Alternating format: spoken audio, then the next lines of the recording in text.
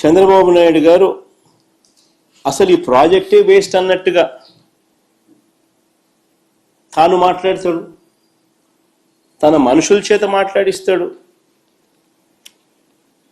ఆశ్చర్యకరమైన మాటలు మాట్లాడతారు వీళ్ళు.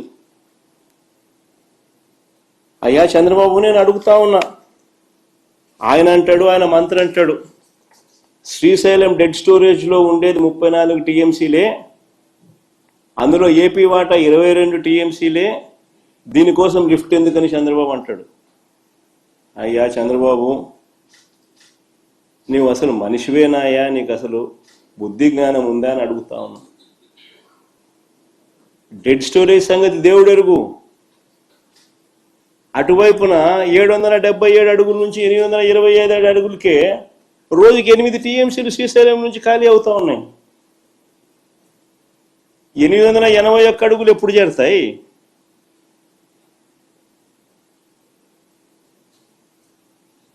ఆ తర్వాత పోతిరెడ్డిపాడు నుంచి నీళ్ళు ఎప్పుడు కిందికి వస్తాయి? ఈ ప్రాజెక్టు ఉండడం వల్ల నీకు 800 అడుగుల్లోనే నువ్వు కూడా 3 టీఎంసీలు డ్రా చేసుకునే కెపాసిటీ, ఒక ఇన్సూరెన్స్ నీకు ఉంటుంది. ఈ మాత్రం కూడా జ్ఞానం లేదు పెద్ద మనిషికి. ఇంకా చంద్రబాబు నాయుడు గారు ఇంకా ప్రాజెక్టును ఇంకా కన్ఫ్యూజన్ క్రియేట్ చేయాలనే ఉద్దేశంతో ఈ పెద్ద మనిషి చంద్రబాబు నాయుడు గారు రాష్ట్ర ప్రయోజనాలను, కరువు పీడిత రాయలసీమ నెల్లూరు ప్రయోజనాలను చులకన చేసి కూడా మాట్లాడుతూ ఉన్నారు. ఆ లిఫ్ట్లో ఆ స్టెబిలైజింగ్ రిజర్వాయర్లు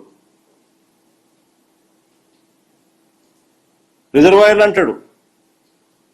స్వామి, రిజర్వాయర్లు కాదు స్వామి కట్టిందాడా, స్టెబిలైజింగ్ రిజర్వాయర్లు. అవి కట్టకపోతే కుప్పంకు, చిత్తూరు జిల్లాకు తాగునీళ్లు కూడా పోవు.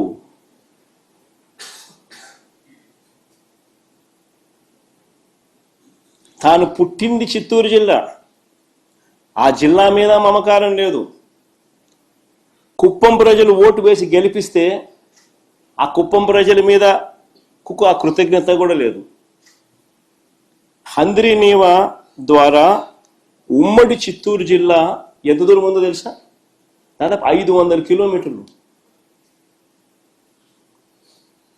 500 పైబడి కిలోమీటర్లు నీళ్లు ప్రయాణం చేయాలి.